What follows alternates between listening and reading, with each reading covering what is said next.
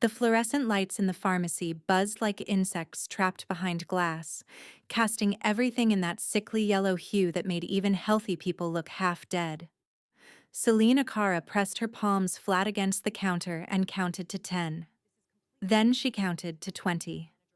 Then she gave up counting altogether because the woman on the other side of the register was still talking, still waving a crumpled prescription in the air like it was a flag of surrender in a war only she knew was being fought.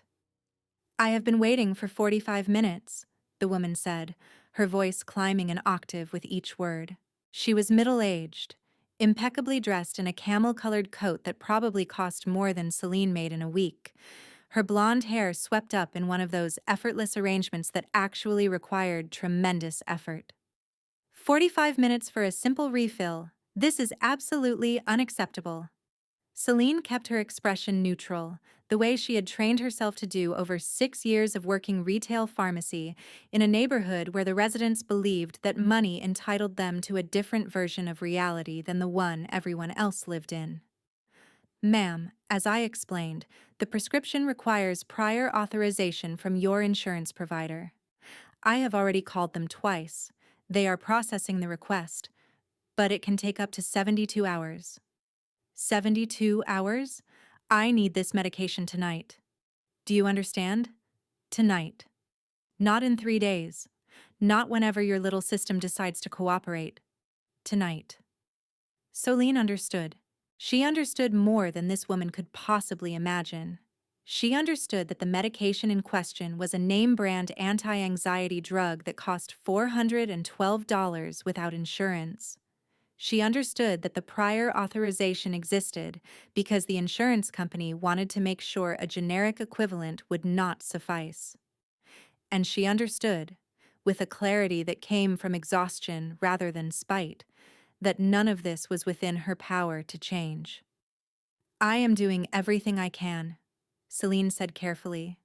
"If you would like, I can try calling your doctor's office to see if they can submit the authorization electronically.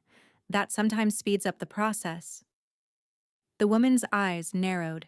She leaned forward, close enough that Celine could smell her perfume, something floral and expensive that clashed violently with the antiseptic air of the pharmacy. "What I would like is for someone competent to handle my prescription. Is there a manager I can speak with? Someone who actually knows what they are doing?" 6 years.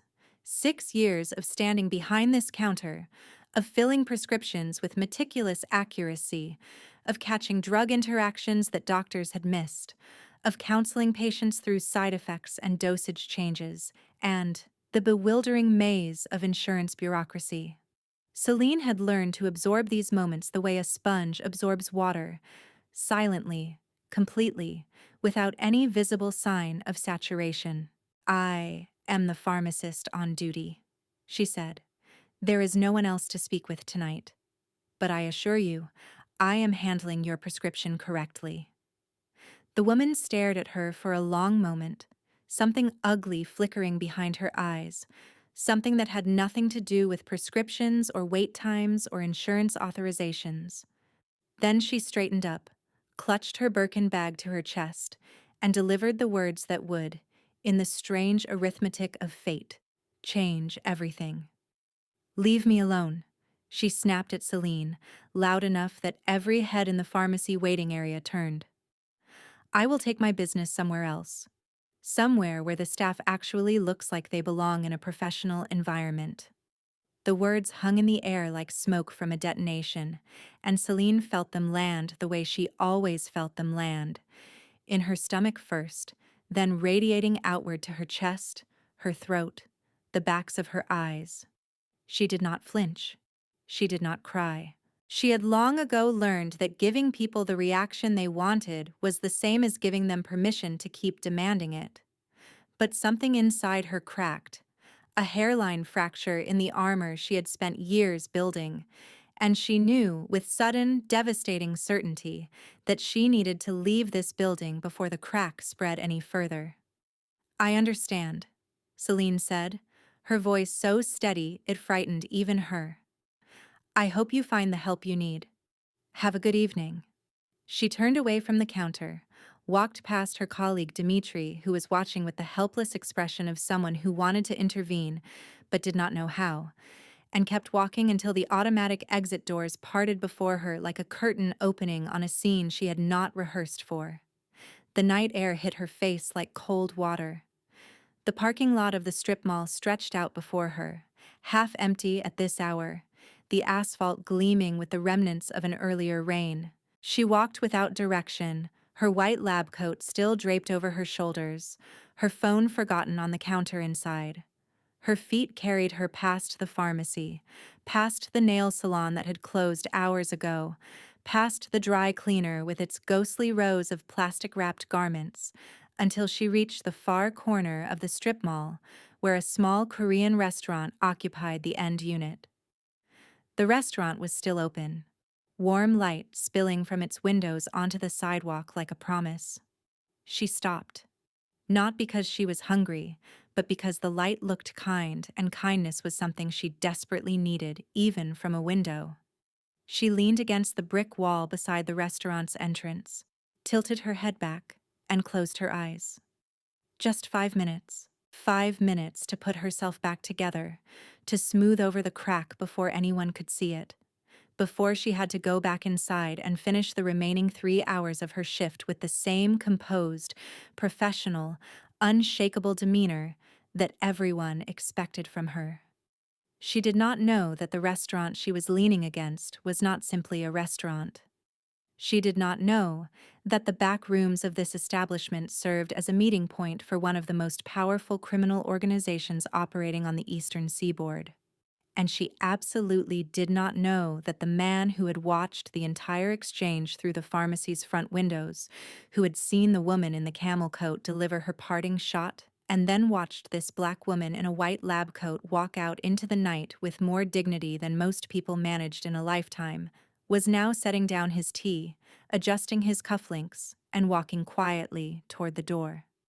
Kale Shin had not intended to witness any of it. He had been seated in the private dining room at the back of the restaurant, reviewing the details of a transaction that would move $14 million across 3 international borders by morning. His associate, Yeonjin, had been walking him through the logistics when Kale excused himself to use the restroom, which required passing through the main dining area. It was the voice that stopped him. Not the pharmacist's voice, which had been measured and low, but the customer's, that particular frequency of entitled outrage that carried through walls and windows. He had paused near the front window, partially obscured by a decorative screen, and watched the exchange unfold through the pharmacy's glass facade. He watched the way the black woman behind the counter absorbed the abuse with a stillness that he recognized, the stillness of someone who has learned that the safest response to cruelty is no response at all. He knew that stillness intimately.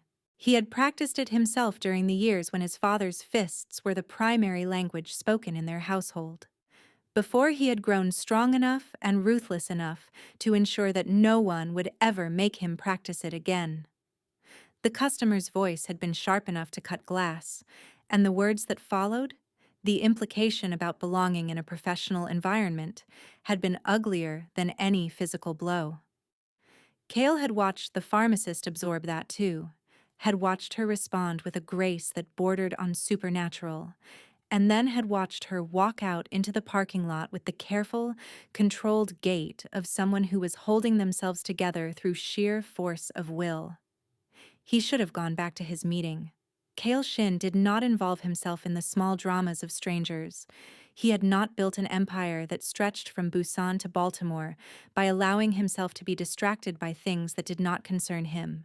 And yet here he was, watching a woman he had never met lean against the wall of his restaurant, with her eyes closed and her face turned up toward a sky that offered nothing but darkness.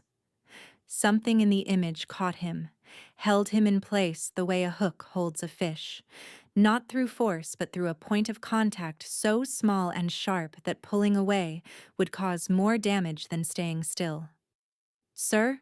Yeonjin appeared at his elbow, tablet in hand.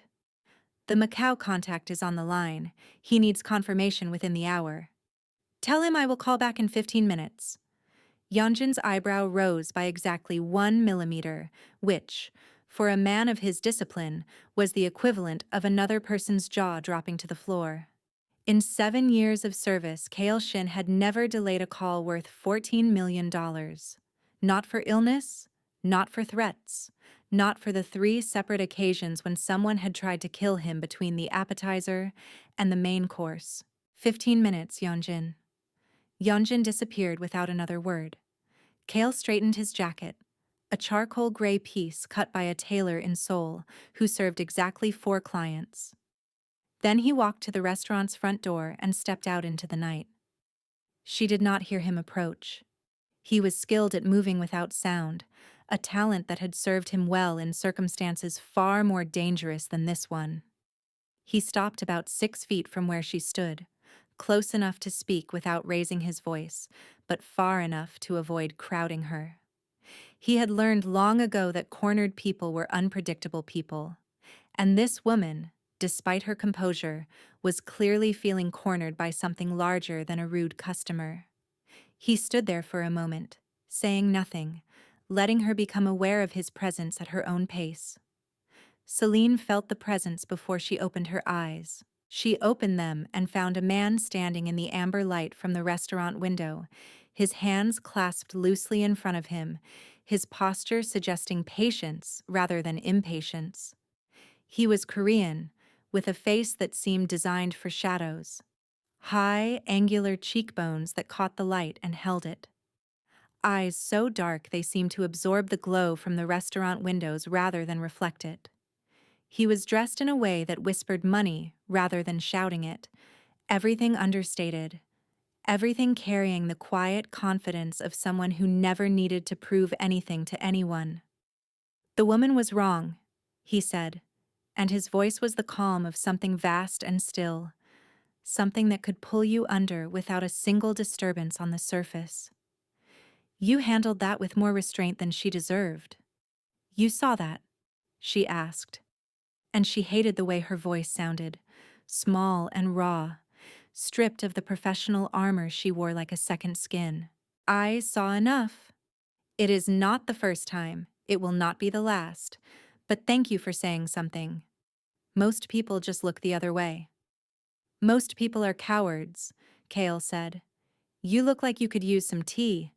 My restaurant serves an excellent baricha, roasted barley. It is good for settling the nerves."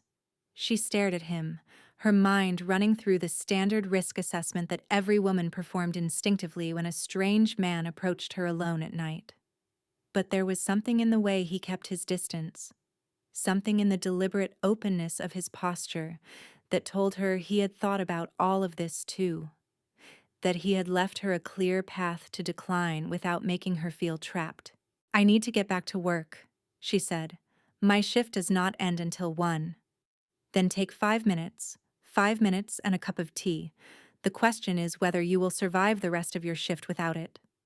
Against every reasonable instinct, Celine felt the corner of her mouth twitch. "You are very confident that your tea is that good." "I am very confident about most things. It is one of my many flaws." She should have said no, but Celine Akara had spent the last 6 years making safe, smart, sensible choices, and tonight, standing in a parking lot with tears she refused to shed burning behind her eyes, she was tired of all of them. 5 minutes, she said, and the tea had better be exceptional. The interior of the restaurant was smaller than it appeared from outside. Kale led her to a small table near the back. She noticed the way the young man behind the bar straightened when Kale passed, his eyes tracking his movement with a deference that went beyond the usual employee-employer dynamic. "2 boricha," Kale said, "and bring the honey cookies, the ones from Gwangju." The tea arrived in ceramic cups glazed in a deep blue that reminded Celine of the ocean at dusk. She wrapped her hands around the cup, took a sip, and tasted something warm and nutty that settled in her chest like a small, quiet fire. "You were right," she admitted, "about the tea. I usually am. How long have you been a pharmacist?" 6 years at that location. 8 years total if you count my residency." And incidents like the one I witnessed tonight, how often do they occur? Often enough that I have stopped keeping count, she said. You get used to it. Or you tell yourself you get used to it, which is not the same thing but serves the same purpose. Kyle nodded slowly. I know what that is like, he said quietly. The performance of being unaffected. It is exhausting. The words landed with a precision that made her breath catch. She had never heard anyone describe it that way, and the accuracy of it was almost painful. You seem like someone who knows a thing or two about performing, she said carefully. I have been performing since I was 12 years old. At some point, the performance becomes the person, or at least, that is what you hope. The honey cookies arrived, delicate golden circles dusted with sesame. Celine bit into one and tasted something that reminded her of her grandmother's kitchen in Baton Rouge. Saturday mornings, honey drizzled over everything because her grandmother believed sweetness was medicine for the soul. My mother's recipe, Kyle said. She brought it from Korea when she was 23, made them every Sunday until the day she died. I am sorry, Celine said, and caught herself because there was nothing automatic about the way his jaw tightened at the mention of his mother. Tell me something. The woman tonight. The one with the expensive coat and the ugly words. What will happen to her? Nothing. She will go to another pharmacy, get her prescription filled, and never think about tonight again. And I will go back to work and stand behind the same counter and wait for the next one. And that does not make you angry? Of course it makes me angry. I am angry every single day. I am angry that I have to work twice as hard to be considered half as competent. I am angry that I graduated top of my class, and I am still treated like I do not belong in my own profession. I am angry that I have to stand there and smile while someone implies that the color of my skin makes me unqualified to count pills and check drug interactions. She stopped, suddenly aware that she had said more in the last 30 seconds than she usually said about this topic in an entire year. The rawness of it frightened her. She had let this stranger past a wall she kept reinforced with rebar and concrete, and she had done it in less than 20 minutes over a cup of barley tea. I should go, she said abruptly. I do not do this. I do not spill my entire emotional inventory to strangers in restaurants. And yet you just did, Cale said, and there was no mockery in his voice. He reached into his jacket and produced a card, matte black with silver lettering. My number is on this. If you ever need somewhere to breathe, that is not a parking lot, the restaurant is open until midnight every day. The card was in her hand before her brain had finished constructing the argument against taking it. Celine, she said. My name is Celine Akara. I know, Kyle said. How? Your name badge. Celine Akara, Doctor of Pharmacy, Ridgemont Drug and Wellness. I read it through the window while you were being treated like you did not deserve to breathe the same air as your customer. Good night, Mr. Shin, she said, backing toward the door. Good night, Dr. Akara, he replied, and the use of her title, deliberate and pointed and loaded with the same respect the woman in the camel coat had refused to give her, hit her somewhere deep and unexpected. She walked back to the pharmacy on legs that felt like they were made of something less solid than bone.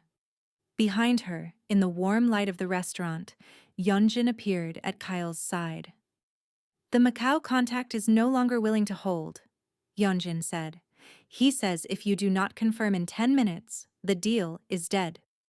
Kale watched the white lab coat disappear through the pharmacy's automatic doors.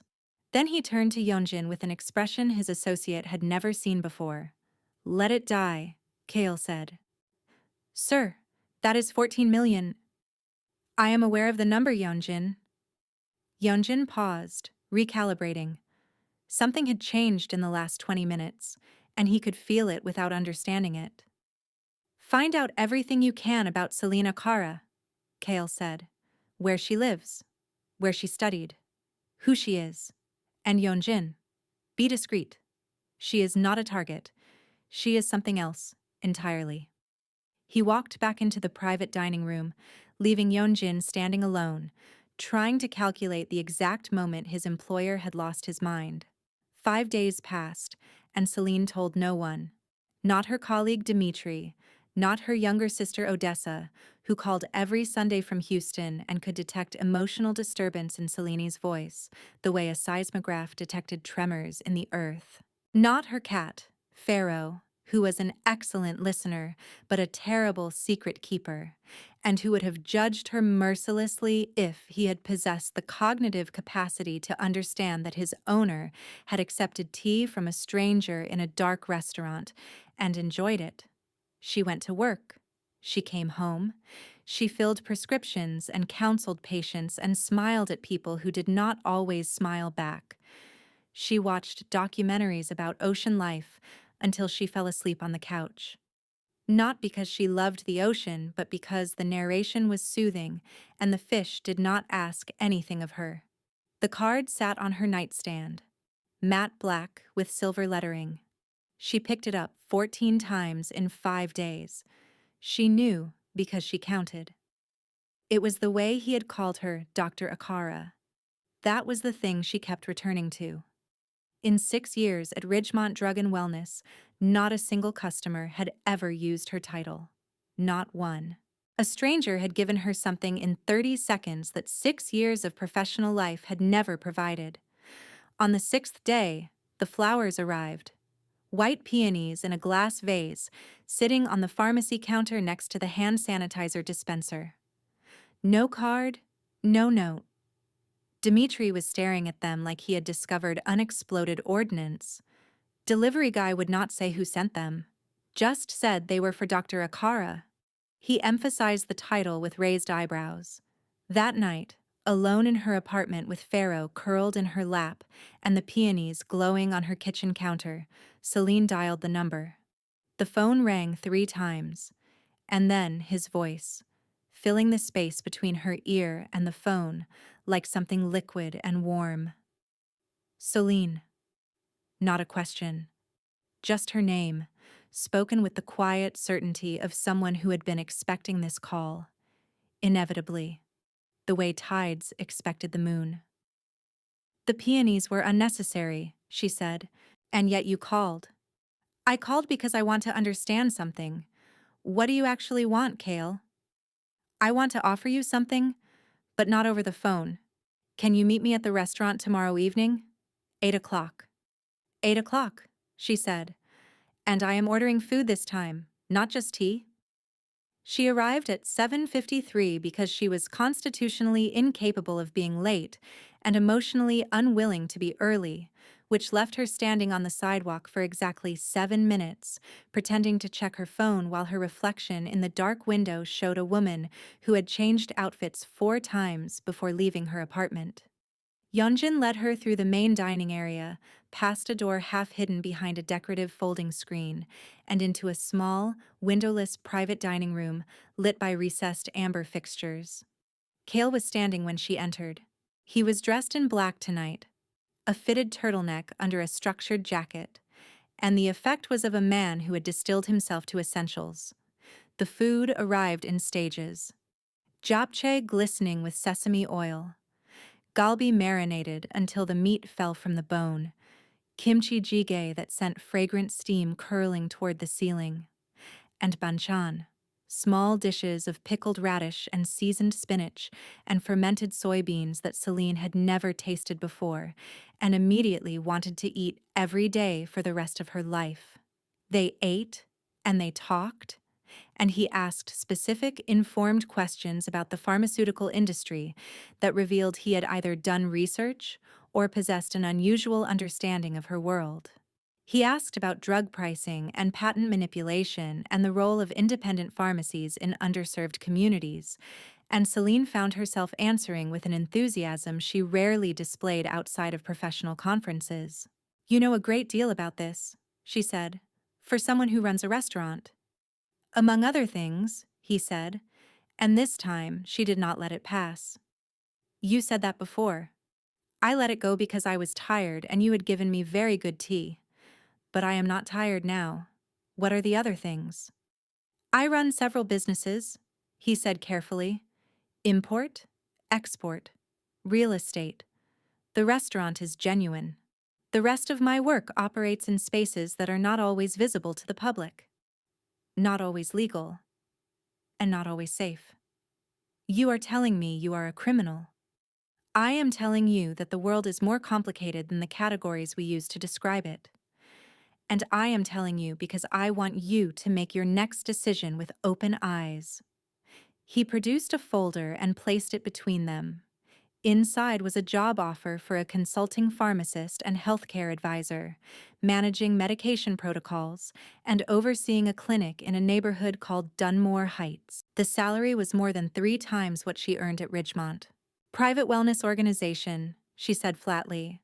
That is a very creative way to describe whatever it is you actually run. The people who work for me have families.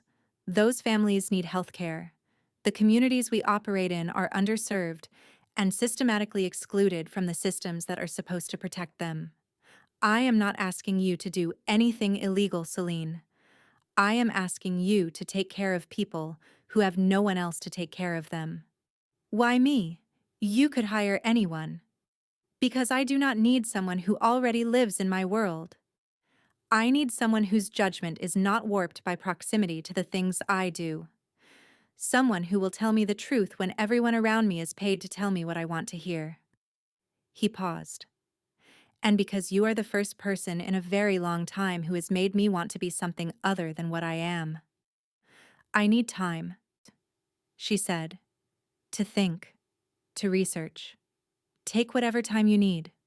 But Celine, do not take so long that you talk yourself out of the thing your instincts are telling you to do. 9 days. That was how long Celine gave herself to make the decision, and she used every one of them the way she approached everything in her life, with methodical, exhaustive thoroughness.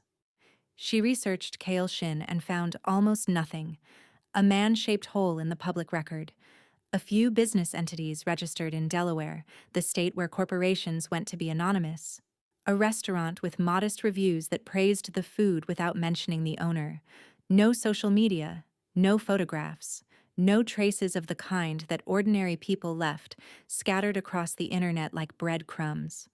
She drove through Dunmore Heights on her day off and saw the reality behind the statistics she had studied in pharmacy school. The closest hospital was 11 miles away. People rationed insulin and skipped blood pressure medication and treated infections with home remedies because an emergency room visit would cost $3,000 and 6 hours of waiting. She thought about the woman in the camel coat, complaining about wait times, while people in this neighborhood could not even get to a counter in the first place. On the 7th day, she called Odessa and told her everything. "Let me make sure I understand this correctly," Odessa said finally. "A man you met in a parking lot, who has openly admitted to running an illegal operation, is offering you a job at 3 times your current salary, and you are seriously considering accepting." "Yes. And this man also makes you feel things." "I did not say that." "Celine, you have never in your life used a metaphor that was not pharmaceutical in nature, and now you are out here sounding like a romance novel. So yes, he makes you feel things. What should I do?" "You are miserable, Celine. You have been miserable for years. You stand behind that counter every day and let people treat you like furniture, and you come home and watch fish documentaries until you fall asleep. And you call that a life. It is not a life. It is a holding pattern, and you have been circling long enough. He could be dangerous. Everyone is dangerous, sweetheart. At least this man is honest about what he is. That is more than most people give you."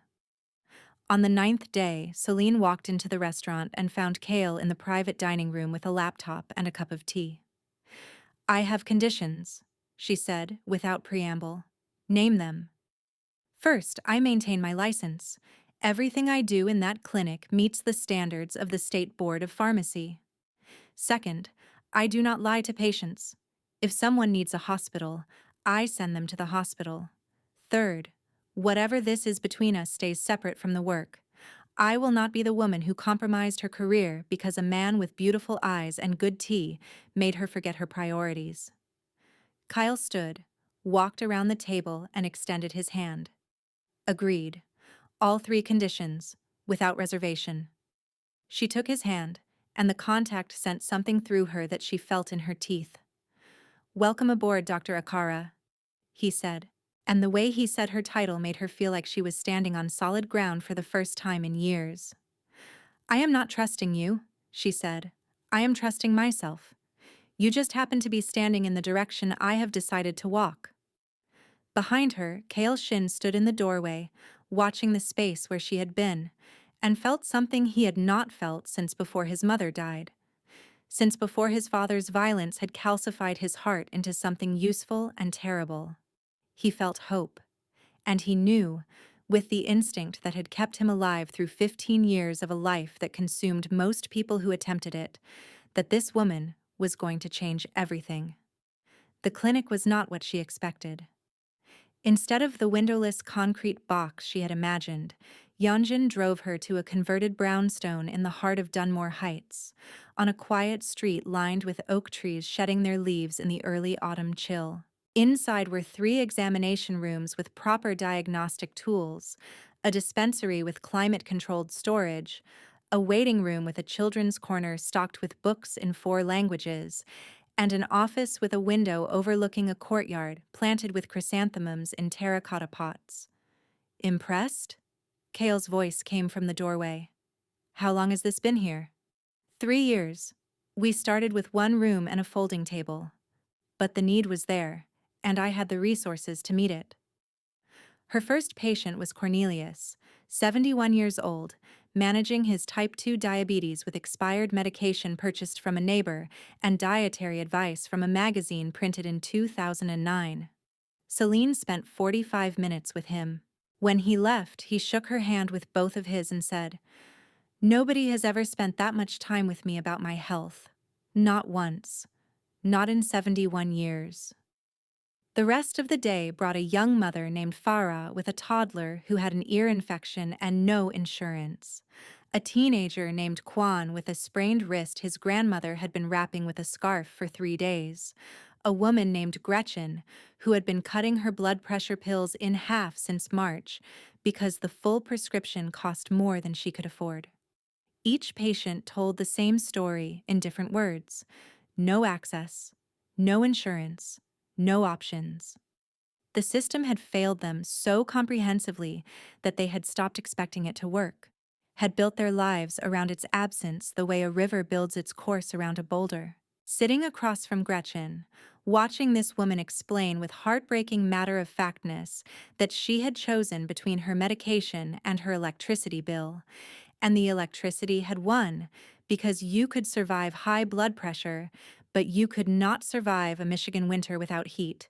Celine felt the distance between theory and practice collapse, like a building whose foundation had finally given way. She was not studying the problem anymore. She was inside it, and being inside it changed everything. At the end of the day, Kale appeared in the doorway again. "I saw 14 patients," Celine said. 11 had conditions that should have been treated months or years ago. 3 were taking medication incorrectly because no one had ever explained the dosage. These are not people falling through the cracks, Kyle. These are people the system threw into the cracks and then paved over. "Now you understand why the clinic exists," he said. "Now I understand why it needs to be bigger." Something softened in his face. "We can discuss that. Tomorrow. Over lunch." "Is that a professional invitation or a personal one?" "I have been told those are supposed to stay separate." "They are. I was just checking to make sure you remembered." "I remember everything you say, Celine," Kale replied, and the weight of the statement followed her all the way home and into her dreams. The first month at the clinic was the hardest work Celine had ever done, and the most alive she had ever felt.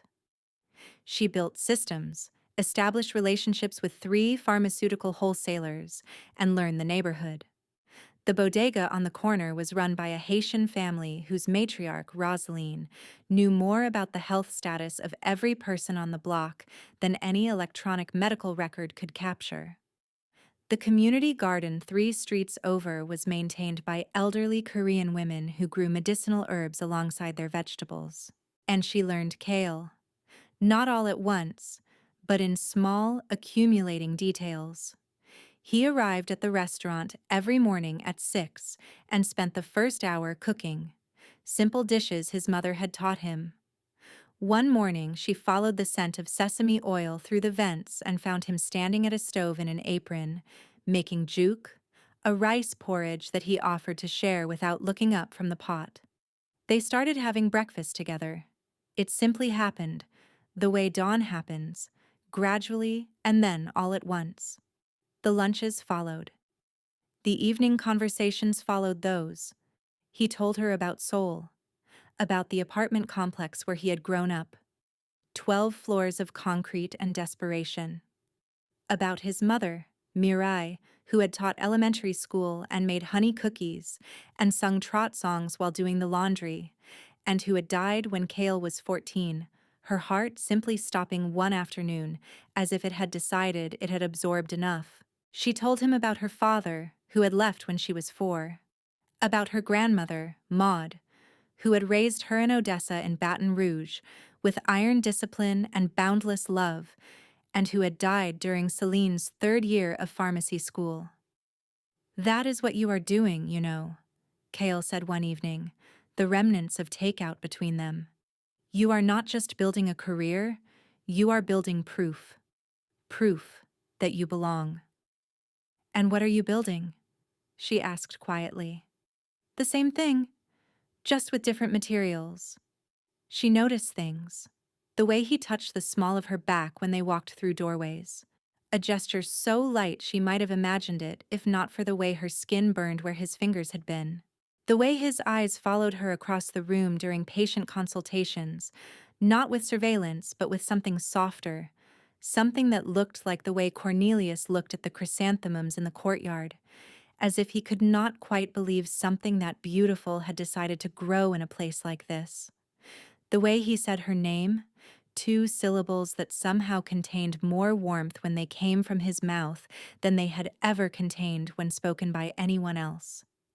And she noticed the way she noticed these things, which was perhaps the most dangerous detail of all.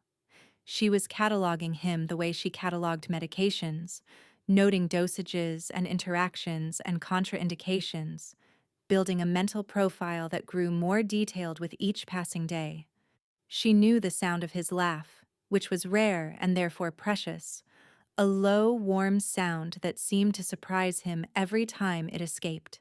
She knew the way his jaw tightened when he received certain phone calls, the ones he took in Korean with his back turned, and she knew that those calls represented the other side of his life, the side she had agreed not to ask about. She was falling. She knew it. She had known it since the morning she arrived at the clinic and found not just breakfast waiting, but a small glass jar of local honey, because she had mentioned once, in passing, that she preferred honey to sugar in her tea. The specificity of the gesture, the attention it required, had undone something inside her that all the conditions and boundaries in the world could not repair. They were orbiting each other, and the orbit was tightening, and Celine knew with scientific certainty that orbits that tighten eventually end in collision. The collision came on a Thursday evening in the middle of November, 3 months after Celine had started at the clinic. She was alone, finishing paperwork after the last patient, when the front door slammed open. Yeonjin came through first, his face a mask of controlled urgency. Behind him, supported between Taiho and a man she did not recognize, was Kale. There was blood on his shirt. There was blood on his hands. There was blood trailing behind him on the clinic floor. Every emotion she had ever felt about this man compressed into a single point of white-hot focus that burned everything else away and left nothing but the clinician. "Put him on the table," she said, and her voice was a blade. "Taeho, get me the trauma kit. Yeonjin, tell me exactly what happened." "Ambush," Hyunjin said. Outside the warehouse on Decatur, 4 men. He took down 2 before the third got close enough with a knife. We were 60 seconds behind him. The wounds came into view as she cut away his shirt. A deep laceration across his left side, running from below the ribs to the hip, that was bleeding heavily but had not penetrated the abdominal wall. A stab wound in his right shoulder, deep but clean, the kind made by a blade sharp enough to slice rather than tear. And bruising, extensive bruising across his torso and arms, defensive wounds that told her he had fought hard and fought well before the knife found its way through his guard. "Can you hear me?" she asked. "I can hear you. You sound angry." "I am furious. I am going to close these wounds and it is going to hurt, and you are going to stay awake through all of it. Do you understand?" She worked for 2 hours. The side laceration required 23 sutures, each one placed with the precision of a woman who understood that every millimeter mattered. She debrided the tissue, flushed the wound with saline, applied antibiotic ointment, and dressed it with sterile gauze.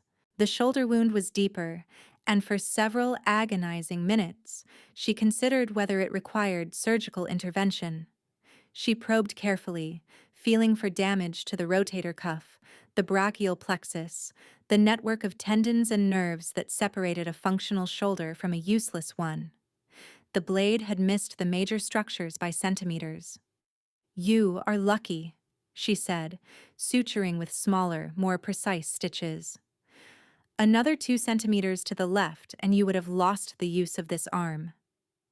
"I do not believe in luck," Kale said through gritted teeth.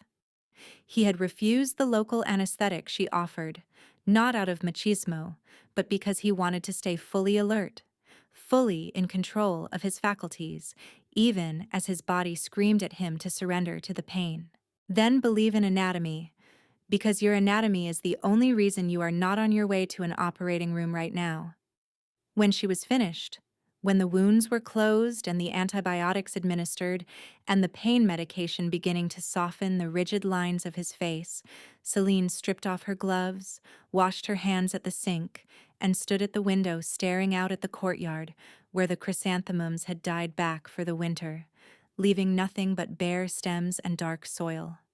Behind her, Yeonjin and Taiho had retreated to the hallway, sensing that what was about to happen in this room was not something they were meant to witness. "Say it," Kale said from the table. "Whatever you are thinking, say it." Celine turned to face him, and she did not try to hide what was in her eyes. She let him see everything: the fear, the fury, the relief, the ache. "I was sitting in my office updating a chart thinking about probiotics. And then the door opened and you were bleeding on my floor. I set conditions. I drew lines. But you cannot ask me to stitch your body back together and pretend that I am just your pharmacist. You cannot ask me to hold a needle in your skin and not feel it in mine." "I have never asked you to pretend," Kale said quietly. "No, and that is the problem. Because if you had, I could have. But you saw through me the first night. And now I am standing here with your blood on my hands, and I cannot pretend that the reason they are shaking is the adrenaline." She held up her hands, and they were trembling. These hands that had sutured his wounds with impossible steadiness minutes ago. He reached up, wincing against the pain, and took both of her hands in his. His grip was warm despite the blood loss, and she felt the trembling stop. "What do you want most in this world?" she asked, her voice barely a whisper. "You," he said. "I have wanted you since the moment you walked into that restaurant and told me the tea had better be exceptional." She leaned down and pressed her forehead against his. "I am terrified of what this means, but I am more terrified of walking away and pretending the last 3 months did not change everything." He brought his hand to her face, his fingers tracing her jaw with a tenderness that seemed impossible from hands that had, hours ago, fought for his life. "Then do not pretend. Not with me. Never with me." She kissed him, or he kissed her. Or they met somewhere in the middle, in that charged space between two people who had been circling each other for months. And the kiss was not gentle. It was not soft. It was the kind of kiss that happens when every wall has been demolished and every defense has been breached, and two people who have spent their entire lives maintaining composure finally allow themselves to fall apart in each other's arms. His hand tangled in her hair, pulling loose the pin she used to keep it controlled, and she felt her curls fall around her face and his fingers in the same cascade. She tasted copper on his lips, the faint metallic residue of his own blood, and she did not care. She did not care about anything except this moment, this man, this terrifying, beautiful, impossible collision that had been coming since the night she leaned against a restaurant wall, and a stranger told her that the woman in the camel coat was wrong. When they finally pulled apart, breathing hard, foreheads still touching, Celine looked into his eyes and saw herself. Reflected in his gaze, held completely and without reservation by someone who understood every part of her because he carried the same parts inside himself. "We are going to have to renegotiate my conditions," she said, and the laugh that escaped him, strained and pained and absolutely genuine, was the most beautiful sound she had ever heard. Kale healed slowly. Celine changed his dressings twice a day, adjusted his antibiotics when the initial course produced nausea, and documented everything with the same thoroughness she brought to every patient, as if clinical records could somehow contain the wildly unclinical feelings she was trying to manage. On the second night, she fell asleep in the chair beside his bed. She woke at 4 in the morning with a blanket draped over her shoulders that had not been there when she fell asleep. "You covered me," she said.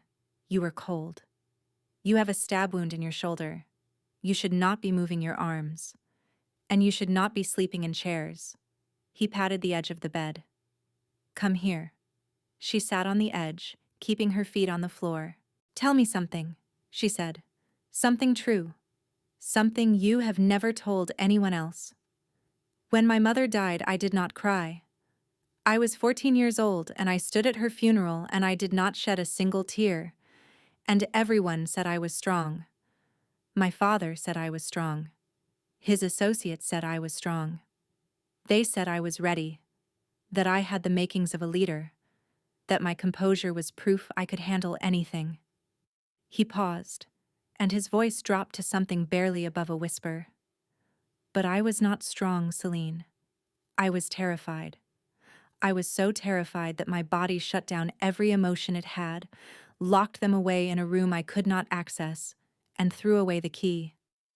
I have spent 29 years trying to find that key. I built an empire on the absence of feeling, because the absence was all I had." He turned to look at her, and she saw the 14-year-old boy inside the 43-year-old man, saw the child who had stood beside his mother's grave and learned the wrong lesson about strength. "And then you leaned against the wall of my restaurant, and I felt something. For the first time in 29 years. And it was so overwhelming that I let a $14 million deal die rather than walk away from it. Because whatever I felt in that moment, watching you hold yourself together while the world tried to tear you apart, it was worth more than $14 million. It was worth more than anything I have ever built." Tears spilled down her cheeks. She let them fall because she understood that this moment required truth, not composure. "I have spent my entire life earning my place," she said. "Every degree, every certification, every 14-hour shift, every time I smiled when someone treated me like I did not matter. I told myself it was ambition. I told myself it was drive, but it was not. It was fear. Fear that if I stopped proving myself for even a single day, the world would confirm what that woman in the camel coat said. That I do not belong. That I never belonged. That no amount of education or competence or excellence will ever be enough to make people see me as equal." Her voice broke on the last word, and she felt something release inside her that had been clenched so tightly for so long she had forgotten it was there. He pulled her toward him, carefully, until she was lying beside him with her hand clasped in his. Then stop, he said. Not forever, not everywhere. Just here, just with me. This room, this moment, it is yours. And you do not have to earn it. She kissed him, and this kiss was different from the first. That one had been fire. This one was surrender. Not the surrender of defeat, but the surrender of trust. They fell asleep tangled together in a room above a clinic in a neighborhood the world had forgotten. Two people who had spent their lives building armor and were now, cautiously, beginning to take it off. The weeks that followed were the closest thing to happiness either of them had ever known. The clinic thrived. Patient numbers doubled. Cornelius came back every 2 weeks, his blood sugar improving, bringing jars of peach preserves his late wife had taught him to make. Cale's wounds healed, leaving only a thin white scar along his side. She discovered his apartment above the restaurant, 2 rooms filled with books in 3 languages, and a piano she had not known he played until she heard him one morning before dawn, playing Debussy, with a delicacy that made her hold her breath. It was on a Friday afternoon in late January that Yeonjin came to her office and closed the door behind him. This was unusual. In 4 months at the clinic, he had never once come to her office alone. "Dr. Achara," he said, and the formality in his voice was a warning she felt before she understood. "There is something you need to know. There is a man named Hyun Seok Park. He runs an organization that has been competing with Mr. Shin for control of certain operations in this city for 8 years. The competition has been managed through negotiation and occasional shows of force until recently. The attack in November was the first time Park escalated to attempted assassination." Celine felt the cold that had been sitting outside her window seep into the room. "Why are you telling me this?" "Because Park has become aware of your relationship with Mr. Shin. And he has made it clear, through intermediaries, that he intends to use that knowledge." Yeonjin's expression did not change, but something in his eyes did. A shift she recognized as the same look he had worn the night he carried Kale through the clinic door. "His people have been watching you. They know your schedule. They know your address. They know about your sister in Houston." He paused, and the pause was worse than anything he could have said. "They know about Pharaoh." The absurdity of it, that a criminal organization had surveilled her life thoroughly enough to identify her cat by name, might have been funny under different circumstances. Under these, it made her blood turn to ice. "Does Kale know?" "He has known for 3 days. He did not want to tell you because he is trying to resolve it without putting you at further risk. But I believe you have a right to know. And I believe keeping you in the dark puts you in more danger, not less." Yeonjin held her gaze, and Celine understood something about this man she had not understood before. His loyalty to Kale was absolute, but it was not blind. He was willing to risk his employer's displeasure to ensure she had the information she needed. "Thank you, Yeonjin," she said, and she meant it with every particle of her being. Celine sat in her office for 11 minutes before she moved. She counted because counting was what she did when the world became unmanageable. Then she walked to the restaurant, climbed the stairs, and found Kale standing at the piano with his hands on the keys, but not playing. "Yeonjin told me," she said. "I asked him not to. And he decided my safety was more important than your instructions. Give him a raise." Kale turned, and the face she saw was not the face of the man who cooked breakfast in the kitchen before dawn. It was not the face of the man who played Debussy in the dark. It was the face of someone being torn apart from the inside, pulled in 2 directions by forces that were equally powerful and absolutely incompatible. "I have spent 3 days trying to find a solution that keeps you safe without requiring me to do things that would make you look at me differently," he said, and his voice was raw in a way she had only heard once before, in the room upstairs when he told her about his mother's funeral. "Every option I have requires me to become the version of myself I have been trying to leave behind since the night you walked into my restaurant." "Then tell me the options," Celine said. "All of them." including the ones you are afraid to say out loud. Celine, no. She crossed the room and stood in front of him, close enough to see the exhaustion in his eyes and the 3 days of sleeplessness in the shadows beneath them. You do not get to protect me from information. You do not get to decide what I can handle. I am the woman who stitched you back together with her own hands, and I have earned the right to stand beside you when things get hard. So tell me everything. Option 1. I go to war with Park. Full escalation. It would be bloody. People would die. People on both sides. And at the end of it, even if I win, the violence would draw attention from law enforcement that could destroy everything. The clinic, the restaurant, the community we have built. And it would make me the thing I do not want to be. Option 2. I negotiate. Offer Park territory, money, concessions. But Park does not want territory or money. Park wants dominance. The only concession that would satisfy him is my complete withdrawal from the city. Option 3? Kel was quiet for so long that Celine thought he might not answer. When he did, his voice was barely audible, a whisper spoken to the floor rather than to her. I disappear. Leave the city, the organization, everything I have built.